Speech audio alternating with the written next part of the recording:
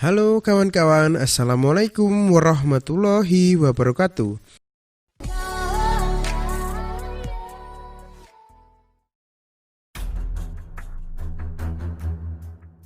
Pada kesempatan kali ini, kita akan membahas mengenai awal terbentuknya Front Pembela Islam atau FPI.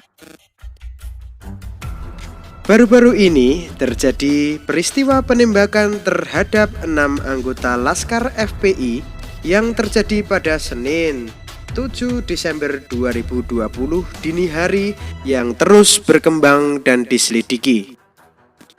Nah, akan tetapi perlu kita tahu bagaimana riwayat terbentuknya FPI sehingga bisa berdiri kokoh hingga saat ini.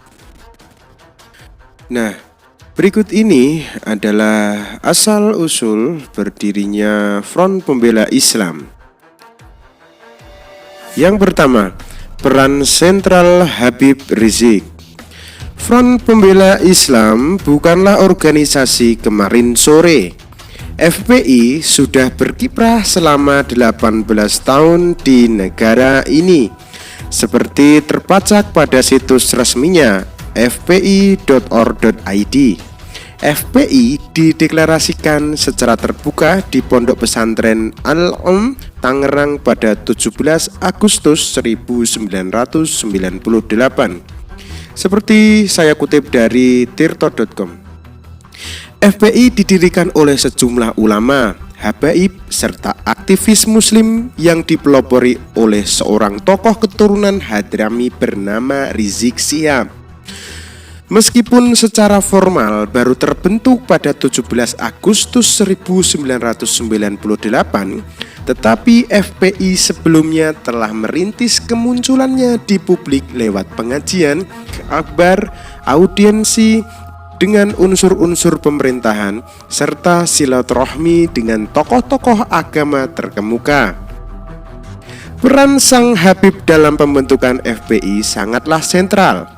Ia adalah tokoh yang berhasil mengumpulkan 20 sesepuh pendiri FPI. Di antaranya Kiai Haji Fatoni, Kiai Haji Misbahul Anam, Kiai Haji Cecep Bustami, dan Habib Idrus Jamalul Lail. Tokoh-tokoh ini dikenal sebagai mubalik yang keras sejak zaman Orde Baru. Habib Idrus dan Kiai Haji Cecep Bustami pernah meringkuk di penjara Orde Baru pada dekade 1980-an karena dianggap mengkritik kemaksiatan pemerintahan Soeharto, seperti dikutip riset Setara Institut berjudul Wajah Para Pembela Islam. Rizik Syihab adalah tokoh yang sangat berpengaruh di kalangan keturunan Hadrami di Indonesia. Ayahnya, Sayyid Hussein, adalah pendiri Gerakan Pandu Arab Indonesia sekaligus seorang agitator perlawanan terhadap Belanda yang terkemuka. Ia sendiri awalnya dikenal sebagai intelektual Islam yang sempat mengenyam pendidikan di Lembaga Ilmu Pengetahuan Islam dan Bahasa Arab. Ia kemudian melanjutkan pendidikan di jurusan Dirasa Islamiyah Fakultas Tarbiyah King Saud University Arab Saudi. Rizik sempat pulang dan menjadi mubalik di Jakarta pada tahun 1992.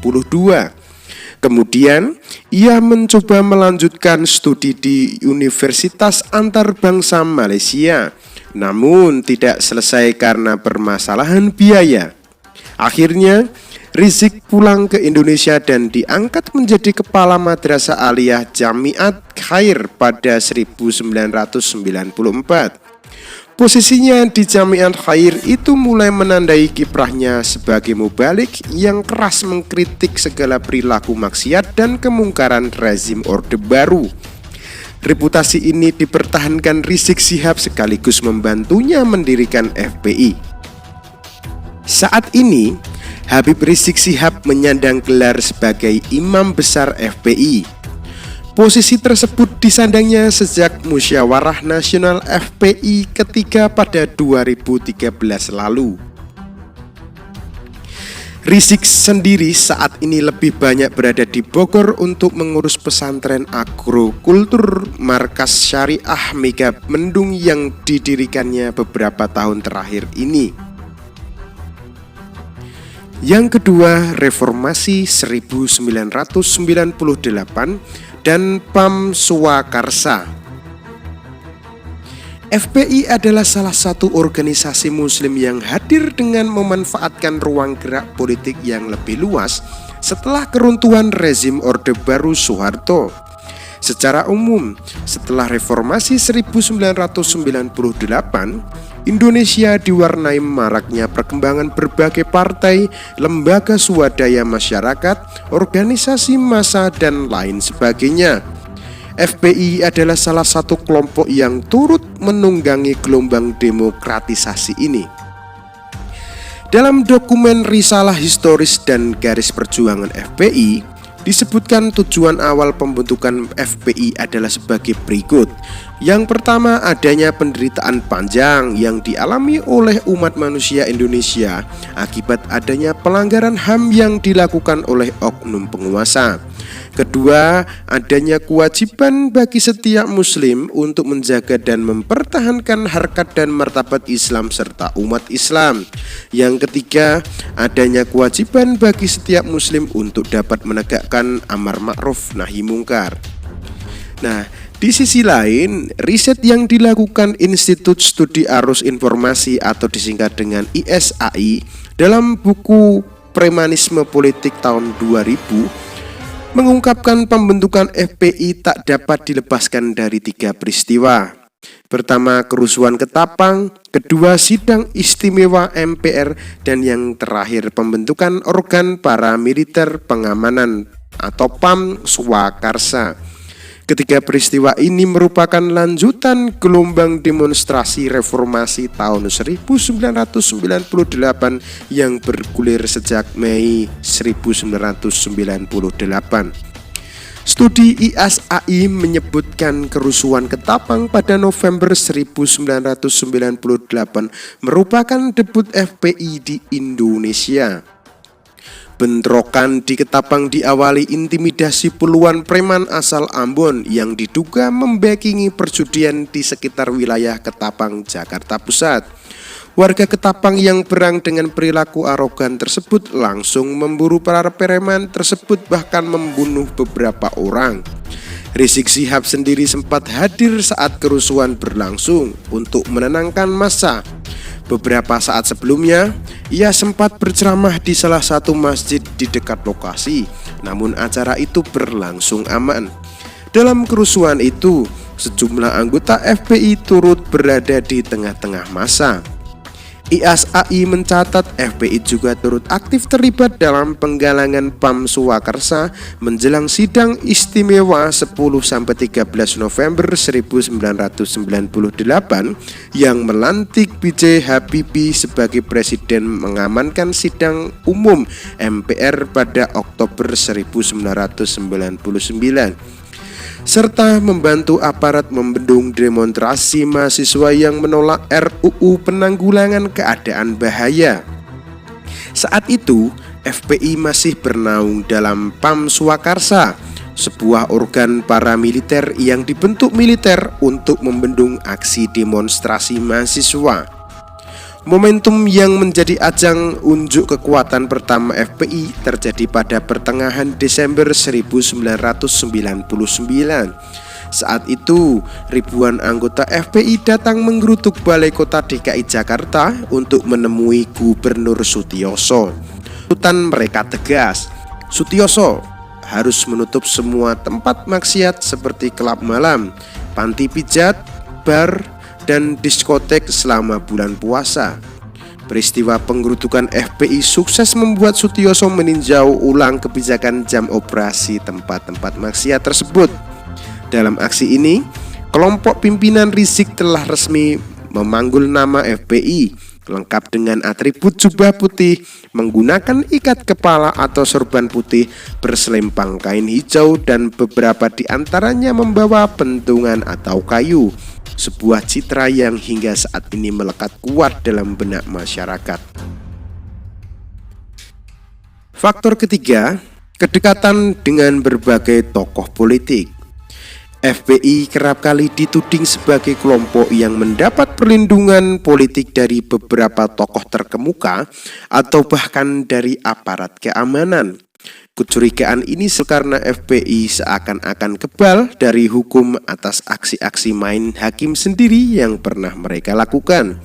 Terkait hal ini, Taufik Adnan Amal dan Samsu Rizal Panggabean dalam karya berjudul Politik Syariat Islam dari Indonesia ke Nigeria yang terbit tahun 2004 mencatatkan FPI dinilai dekat dengan orang-orang di sekitar Soeharto, khususnya Prabowo Subianto yang merupakan menantu Soeharto sekaligus seorang perwira tinggi militer pada tahun 1998.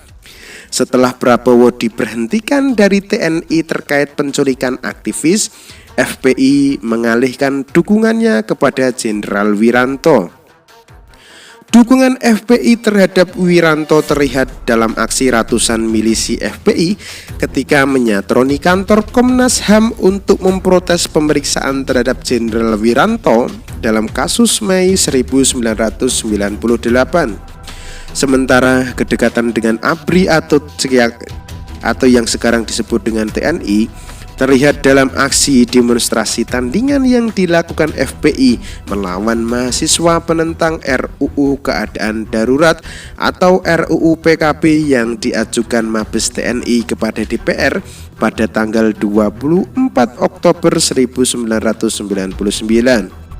Beberapa tokoh yang diduga turut memberikan dukungannya terhadap FPI adalah Kapolda Metro Jaya tahun 1999 sampai 1999, Majen Pol Nugroho Jayosman dan Pangdam Jaya. Selanjutnya diangkat menjadi Pangkostrat Majen TNI Jaya Superman. Riset ISAI mencatat FPI sempat mendatangi Polda Metro Jaya untuk meminta aparat Polda tidak ragu memberantas narkoba. FPI juga kerap mengadakan pertemuan informal dengan para petinggi militer seperti yang pernah dilakukan dengan Majen Jaya Suparman di Hotel Millennium Jakarta menjelang pelaksanaan sidang umum MPR 1999. Para petinggi militer dan kepolisian, khususnya di tingkat daerah ibu kota Jakarta, beberapa kali menghadiri apel siaga yang dilakukan FPI maupun ormas-ormas lain yang menyandang nama PAM Swakarsa. Dukungan-dukungan kepada kubu-kubu tertentu yang memiliki pengaruh politik merupakan salah satu metode yang digunakan FPI untuk masuk ke dalam praktis. Meskipun FPI atau tokoh-tokohnya tidak terjun langsung menjadi politikus, namun kedekatan dengan aktor-aktor politik sangat berguna khususnya untuk melindungi sepak terjang FPI yang seringkali dianggap atau diduga melanggar hukum. Contoh dukungan FPI kepada aktor-aktor politik terlihat saat FPI masuk ke dalam unsur-unsur milisi sipil yang dimobilisasi untuk mendukung Presiden Habibie menjelang sidang umum MPR pada tanggal 14 sampai 21 Oktober 1999. Dalam peristiwa ini, FPI bergabung dengan ormas-ormas Islam seperti KISDI, Komite Indonesia untuk Solidaritas Dunia Islam, Gerakan Pemuda Ka'bah atau GPK, Gerakan Pemuda Islam atau GPI, dan lain sebagainya untuk mendukung Presiden Habibie yang dianggap memiliki kesamaan ideologis dengan mereka. Dukungan FPI terhadap figur politik nasional juga ditunjukkan saat pemilu 2004. Saat itu FPI kembali mendukung Wiranto sebagai calon presiden, bahkan mengirimkan dai-dai ke daerah-daerah untuk mendiskreditkan Susilo Bambang Yudhoyono sebagai pesaing terberat Wiranto. Wiranto kala itu memang tak berhasil menang melawan Yudhoyono, tapi FPI sendiri terus berkembang. Mereka mampu menjadi amplifier khususnya isu sekaligus pengerahan massa, termasuk pada hari di mana aksi bela Islam dilakukan dengan pengerahan massa besar-besaran pada 4 November 2016 ini. Nah, berikut tadi adalah sekilas mengenai asal-usul bagaimana FPI berdiri, yang saat ini beberapa akhir ini berita yang kita dapatkan terjadi penembakan terhadap anggota FPI. Nah, demikianlah, terima kasih. Wassalamualaikum warahmatullahi wabarakatuh.